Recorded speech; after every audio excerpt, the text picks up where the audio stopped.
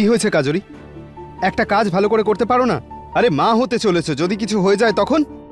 ওহো, তুমি আমার চিন্তা কবে থেকে করছো হিরো? হ্যাঁ, আমি তোমাকে নিয়ে নয়, আমার বাচ্চাকে নিয়ে চিন্তা করছি। যদি সাহায্যের প্রয়োজন হয় আমাকে ডাকো। কি? তোমাকে ডাকবো? তুমি আমাকে সাহায্য করবে? সত্যি? কেন, আমি কি হিরোইন তোমার যে দৌড়তে দৌড়তে চলে আসবে হিরোর মতো? বেশি ওভার স্মার্ট হতে হবে না। মা হতে চলেছো, নিজের খেয়াল রেখো। আর এখন আমি কি করে জানবো যে হবু মা নিজের খেয়াল কি করে রাখবে? তো তুমি বলো না, তোমার তো অভিজ্ঞতা আছে, আমাকে কিছু টিপস দিয়ে দাও। প্রয়োজন পড়লে তোমাকে সব বলে দেব। আচ্ছা হিরো শোনো, একটা কথা কিন্তু বলতেই হবে, এমনিতে কিন্তু তুমি খুব খারাপ লোক, কিন্তু সাহায্য করার সময় তুমি সবাইকে সাহায্য করো, সেটা গয়না হোক, নিজের সন্তান হোক কিংবা আমি, তাই না? তুমি আমাদের বাচ্চার মা হতে চলেছ, সেজন্য তোমার দায়িত্ব আমার, আর আমি আমার দায়িত্ব সবসময় পালন করি। হ্যাঁ হ্যাঁ, তাও।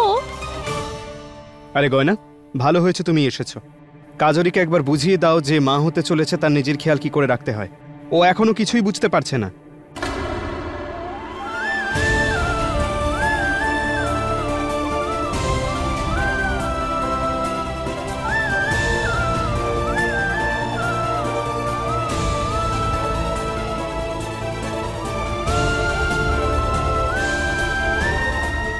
কি হয়েছে কাজরি?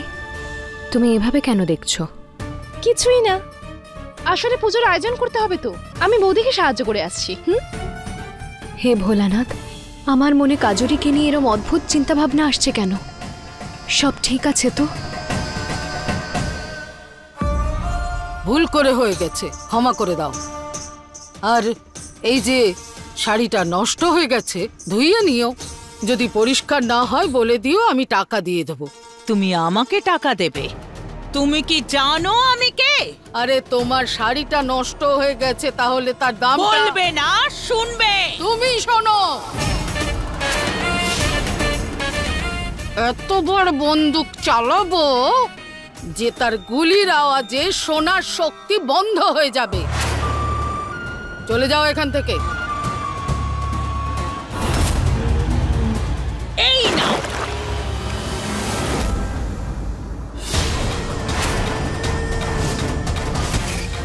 মাথাটা খারাপ হয়ে গেল নাকি? তোমার মাথা ঠিক করার চেষ্টা করছি, আর এটার কথা ভুল হয়ে গেছে, ক্ষমা করে দিও। আরে আমার কাপড়টা যে নষ্ট হলো তার কি হবে? এতে আবার কি বড় ব্যাপার? ধুয়ে নিও, আর যদি পরিষ্কার না হয় তাহলে নতুন নিয়ে নিও, টাকা আমি দিয়ে দেব। আরে অপেক্ষা কেন করাবো? বড় বউ, টাকা দাও তো। এই নাও, মজা করো। তোমায় আমি আর ছাড়বো না।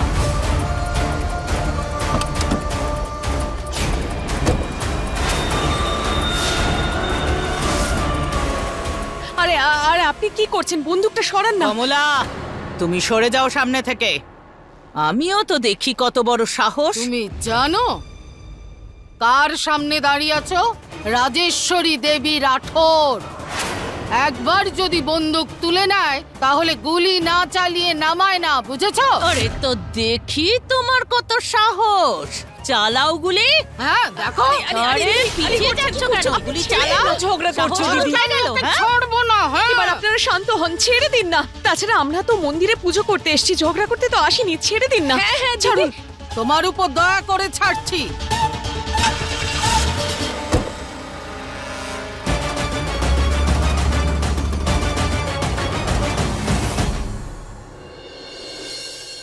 এই কাজরি, যা তো ওখান থেকে গিয়ে কলসিটা নিয়ে আয়।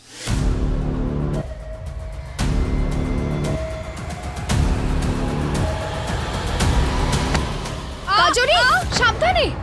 কি করছো তুমি? এই গয়না, এ কি করছো তুমি? হ্যাঁ, আমার নাতনিকে ফেলে দিতে চাও? আরে না না ঠাকুমা, আমি তো ওকে পড়ে যাওয়ার থেকে বাঁচালাম। আচ্ছা, তার মানে তোমার এইটুকুও বুদ্ধি নেই যে একজন গর্ভবতী যখন বাড়িতে আছে তাহলে ঝাড়া মোছার কাজ সময় দেখে করা উচিত। আরে যখন কাজুরি বিশ্রাম করে তখন করো। একটা কথা বলো, তুমি ওকে সাহায্য করার জন্য এসেছো নাকি ওকে বিপদে ফেলার জন্য এসেছো? কাজুরির গর্ভে বড় হওয়া আমার সন্তানের স্বার্থে আমাকে এই সব কিছু সহ্য করতে হবে। গয়না কেন কাজরিকে বিপদে ফেলবে? আরে আপনিই তোকে বলেছিলেন পুজোর ব্যবস্থা করার জন্য, ও তো সেই কাজই করছে।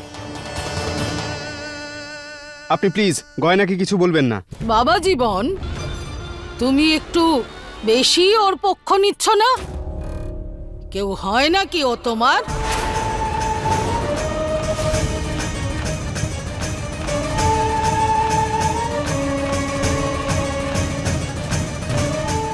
ঠাকুমা ঠাকুমা ছাড়ো না এসব। দেখো আমি একদম সুস্থ আছি। ভালোই তো হলো, গয়না আমাকে বাঁচিয়ে নিল। এমনিতে তোমার জামা কাপড়ের এই অবস্থা কে করলো? এই শহরের মানুষেরা খুব অসভ্য রে। একজন শয়তান মহিলা, কে জানে কে ছিল, আমার গায়ে কাদা ছিটিয়েছে ইচ্ছে করে। আজ তো যে করেই হোক আমার হাত থেকে বেঁচে গেছে, পরের বার যদি পাই তাহলে ছাড়বো না। ঠাকুমা আপনি শান্ত হন, কিন্তু আগে এটা তো বলুন সে কে ছিল? আরে তুমি সব কথার মাঝে আমাকে প্রশ্ন করো কেন? যাও নিজের কাজ করো। ঠিক বলেছ, আমি ওকে ছাড়বো না, খুব শয়তান মহিলা। আরে ঠাকুমা, পুজোর জন্য গোছগাছ করো, আজকে বাড়িতে পুজো হবে। শুধু একবার এই পুজোটা ভালো মতো মিটে যাক, তারপর আমি কাজুরি আর আমার বাচ্চার সব সত্যিটা সবাইকে বলে দেব। দিদি, যা হয়েছে সেসব ভুলে যান। জল দিয়ে মুখটা ভালো করে ধুয়ে নিন আর মন্দিরে গিয়ে আমরা দর্শন করে আসি। চলুন। তোমার মাথা খারাপ হয়ে গেছে কমলা? এইভাবে এই অবস্থায় আমি যাব ভগবানের সামনে? দিদি, আপনিই তো বলেন যে মুখ দিয়ে যদি একবার মন্দির যাওয়ার কথা বেরিয়ে যায় তাহলে দর্শন না করে ফিরে আসা উচিত নয়। আমি তো শুধু আপনাকে বলবে না, শুনবে কমলা। আমি তোমায় বলেছিলাম আমাদের সামনে থেকে সরে যেতে। আজ তোমার জন্য ওই মহিলা বেঁচে গেল। দিদি, আমি তো শুধু আপনাদের মধ্যে ঝগড়াটা থামাতে চেয়েছিলাম। অকারণ ঝগড়া করে কি লাভ বলুন? অকারণে ঝগড়া? কি বলতে চাইছো তুমি? আমি অকারণে ঝগড়া করছিলাম ওনার সঙ্গে? এই যে কাদা ছিটিয়েছে আমার ওপর, বন্দুক তুলেছে আমার ওপর, আমি কি করতাম? কি করতাম? আমি চুপচাপ এক কোণায় সরে যেতাম, যেমনটা তুমি করো সব সময়। তোমার এই ব্যবহারের জন্য তুমি না তোমার সংসার সামলাতে পেরেছো, না রাঘবকে সামলাতে পেরেছো।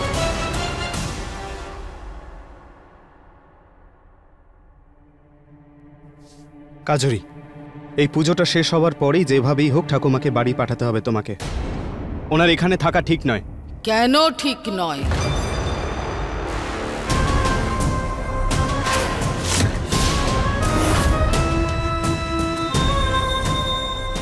কেন ঠিক নয় আমার এখানে থাকাটা?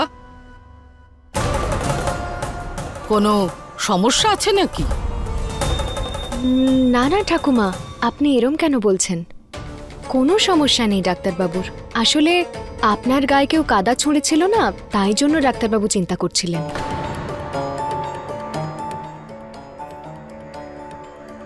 তাই জন্যই ডাক্তারবাবু আপনার বিশ্রামের জন্য চাইছিলেন আপনি গ্রামে ফিরে যান। ব্যাস। তোমায় জিজ্ঞাসা করেছি। আমি একটা কথা বুঝতে পারি না যে তুমি ব্যাঙাচির মতো বারবার লাফিয়ে লাফিয়ে আমাদের বিষয়ে কেন কথা বলতে আসো আর মিথ্যে অজুহাত দাও। দেখতে পাচ্ছ না বাবা জীবনের সঙ্গে কথা বলছি? হ্যাঁ বাবা জীবন, পরিষ্কার করে বলো যে আমি যদি এখানে থাকি তোমার সমস্যা আছে? হ্যাঁ, আছে সমস্যা। কি সমস্যা আছে তোমার আমার এখানে থাকাতে? সমস্যাটা আপনার এখানে থাকা নিয়ে নয়, সমস্যা আপনার আচার আচরণে। দেখুন, আমরা খুবই সাধারণ লোক, খুব সাধারণভাবেই জীবন বাঁচি, আর আপনি আমাদের সরলতার সুযোগ নিচ্ছেন। আপনি যখন থেকে এসেছেন আমাদের ভয় দেখাচ্ছেন, কখনো নিজের কথা দিয়ে তো কখনো বন্দুক দেখিয়ে। এভাবে তো কেউ কারোর বাড়িতে থাকে না, তাই না? তুমি বলে যাও, পরিষ্কার করে বলে যাও যা যা তোমার মনে আসছে, বলো। শুধু এই একটাই সব থেকে বড় সমস্যা, আর আমি চাই না আমার হবু সন্তান এমন একটা পরিবেশে থাকুক যেখানে তার মা থেকে শুরু করে বাবা বন্দুক আর ভয়ের মধ্যে থাকে। দেখুন, আমার বাচ্চাকে রক্ষা করা আমার কর্তব্য, আর আমি আপনাকে যেতে বলে আমার কর্তব্যই পালন করছি, ব্যাস। ঠাকুমা, তুমি ওর কথায় কষ্ট পেও না, হ্যাঁ? ছেড়ে দাও, ওর হয়ে আমি ক্ষমা চেয়ে নিচ্ছি।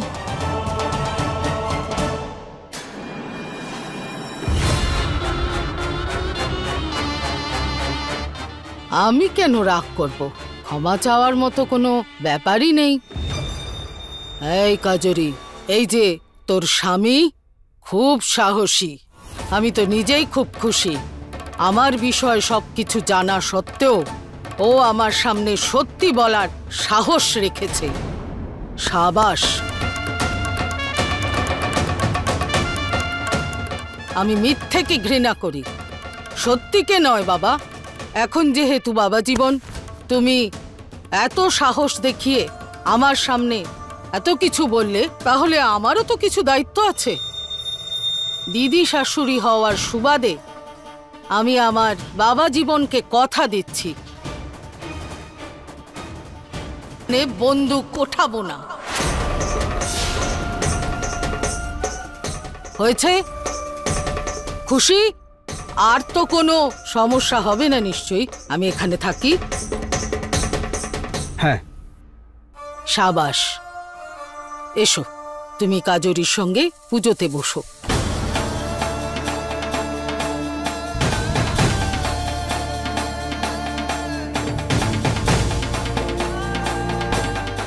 কি ভাবছো দাঁড়িয়ে দাঁড়িয়ে? এসো, বসো পুজোতে।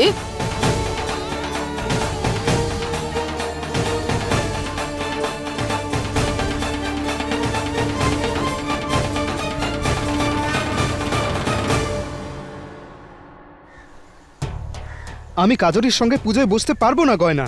ডাক্তারবাবু, আমরা যাই করছি সেটা আমাদের সন্তানের জন্য করছি। আপনাকে পুজোয় বসতেই হবে। কিন্তু বাচ্চা তো আমাদের দুজনের, আর তুমি থাকতে আমি অন্য কারোর সঙ্গে পুজোয় কি করে বসতে পারি? গয়না, আমি সবকিছু মেনে নিতে পারি, কিন্তু ভগবানকে নিয়ে মিথ্যে নাটক আমি করতে পারবো না। ডাক্তারবাবু, ভগবান আমাদের কষ্টটা বোঝেন, আর ওনার দেখানো পথেই আমরা কাজরির গর্ভে সন্তান পালন করছি। আর ডাক্তারবাবু, এই পুজোটা সন্তানের জন্য, স্বামী স্ত্রীর জন্য নয়। আপনি এই পুজোটায় বসতে পারেন কাজরির সঙ্গে। আমি এটা করতে পারবো না। ডাক্তারবাবু, আমি আপনার কাছে হাত জোর করছি, আমাদের সন্তানের জন্য আপনাকে এটা করতেই হবে। মেনে নিন না।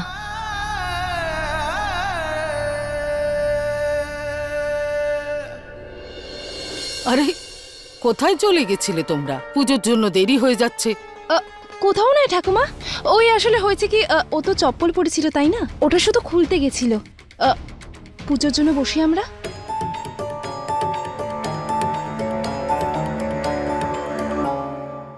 হে ভোলানাথ, আপনার অশেষ কৃপা যে পিসিমা বাড়ি ফেরেননি, কারণ এরা যদি দুজন সামনাসামনি চলে আসে তাহলে জানি না কি হবে। এই, তুমি ওখানে কেন বসছো? দরজায় কাদা লেগে আছে, গিয়ে ওগুলো পরিষ্কার করো, যাও। আমি কি করে এই পুজোটা ছেড়ে যেতে পারি? এটা তো আমার হবু সন্তানের জন্য।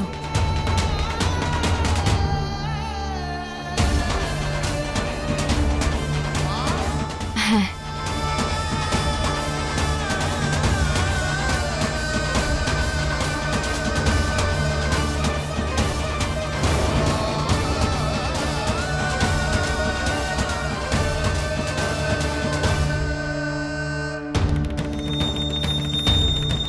ঠাকুরমশাই, পুজো শুরু করুন।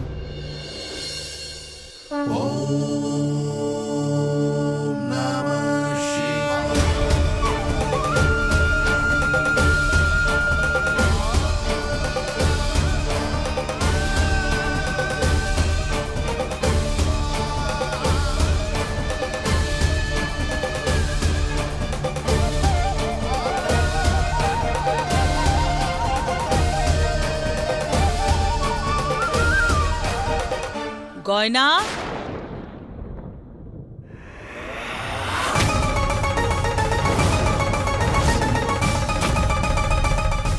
পিসিমা ঠাকুমাকে না দেখে ফেলেন। যদি সত্যিটা সামনে চলে আসে তাহলে বিপদ হয়ে যাবে। পিসিমা, কি হয়েছে? আপনারা এত তাড়াতাড়ি মন্দির থেকে ফিরে এলেন? আমার কথা ছাড়ো, তুমি নিজের কথা বলো। কি বলেছিলে তুমি আমাকে?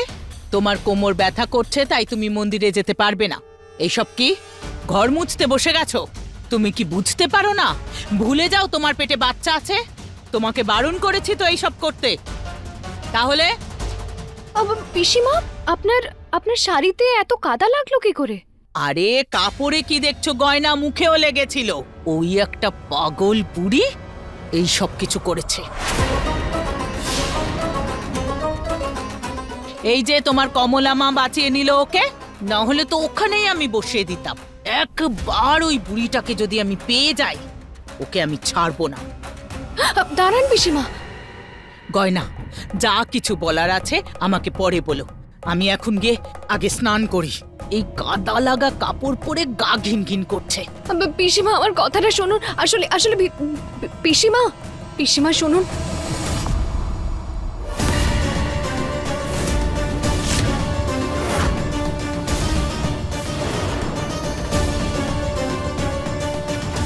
কি হচ্ছে এইসব? তুমি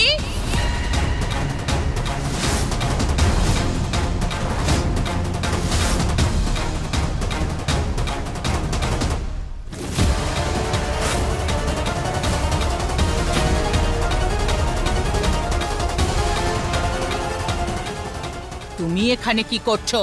আর এইসব কি হচ্ছে আমার বাড়িতে? তুমি আমার পিছু নিতে নিতে এখানে পর্যন্ত চলে এলে, আর এখন এই বাড়িটাকে নিজের বাড়ি বলছো? আরে এটা আমার নাতনির বাড়ি। হ্যাঁ। আচ্ছা তাই বুঝি? তাহলে আমাকে এটাও বলো যে তোমার নাতনি কে? আমার নাতনি? পিসিমা, ঠাকুমা, আপনারা শান্ত হন না, আমি আপনাদের সবটা বলছি। ঠাকুমা? আরে তুমি ওনাকে ঠাকুমা কেন বলছো? উনি তোমার ঠাকুমা নাকি? এক মিনিট, তাহলে উনি কার ঠাকুমা? যদি ঠাকুমা জানতে পারে যে আয়ুষ্মান গয়নার স্বামী, তাহলে ভীষণ বিপদ চলে আসবে।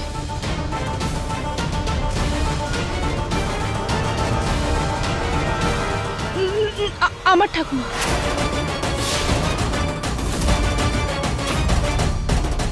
শুনে নিয়েছো?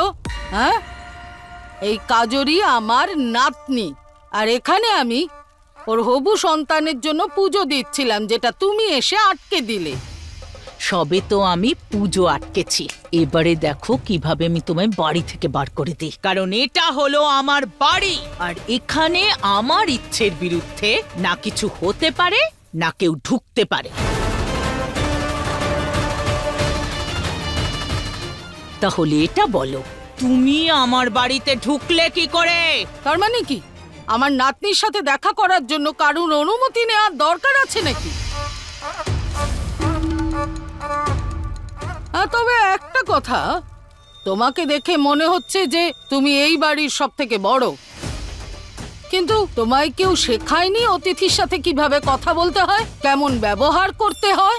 অতিথি তুমি? হ্যাঁ। হ্যাট, আয়ুষ্মান, কি হচ্ছে এসব?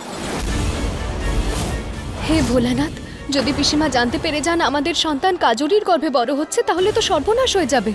আর তুমি তো এই বাড়ির বৌমা, তুমি কেন বলনি? কেন লুকিয়েছো এসব? আরে ভয় পেয়েছে হয়তো, মিথ্যা কথা বলেছে হয়তো ভয়ের চোটে। কারণ তোমার মতো এরকম সাংঘাতিক একটা পিসি শাশুড়ি পেয়েছে ও, যার কোনো কথা বলার কোনো ছিঁড়িই নেই। তাই বুঝি? হ্যাঁ। আর তুমি বুঝি রাজ পরিবার থেকে এসেছো? হ্যাঁ, সহবত শিক্ষা আছে তোমার, তাই তো আমার উপর কাদা ছিটিয়েছো, বন্দুক তুলেছো, তাই না? কি? এটা কবে হলো? আরে বাবা, জিজ্ঞেস করিস না। আজকে তো আমরা জোর বাচ্চা বেঁচে গেছি ঝামেলার হাত থেকে, আর এই কাজরি ঠাকুমার জন্য আমরা মন্দিরেও যেতে পারিনি। দেখুন, আমার ঠাকুমাকে কিচ্ছু বলবেন না। আমার ঠাকুমা কখনো কারোর কোনো ক্ষতি করতেই পারে না। আচ্ছা, তুমি ওখানে ছিলে নাকি যে এত খবরদারি করছো? হ্যাঁ, ছিলাম না তো। এসব কি হচ্ছে এখানে? আপনারা আবার ঝগড়া করতে শুরু করে দিলেন। দিদি, ঠান্ডা মাথায় সবাই বসে কথা বলুন না, সমস্ত ভুল বোঝাবুঝি দূর হয়ে যাবে। বসে যদি কথা বলার থাকে কমলা, তাহলে সেটা তুমি করো। সবকিছু তোমার জন্যই হয়েছে। সেই সময়ও তুমি আমাদের দুজনের মাঝে এসে এই মহিলাকে আমার হাত থেকে বাঁচিয়েছো, না হলে তখনই ওকে আমি উচিত শিক্ষা দিতাম। এর সঙ্গেই যজ্ঞ শেষ হলো। আপনাদের ভাবি বাচ্চার বাবার নাম এই থালায় লিখুন।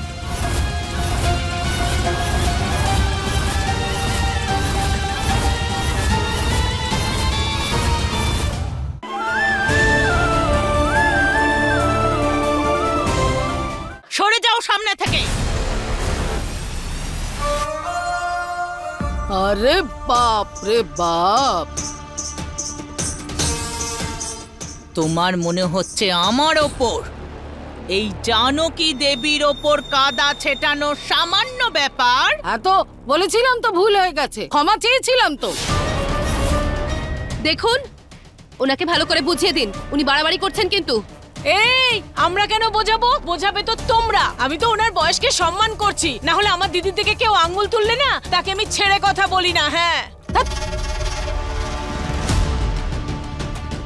ডাক্তারবাবু কি করব?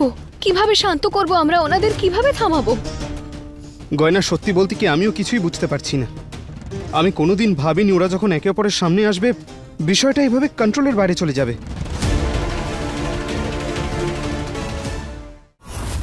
এর সঙ্গেই যজ্ঞ শেষ হলো। আপনাদের ভাবি বাচ্চার বাবার নাম এই থালায় লিখুন।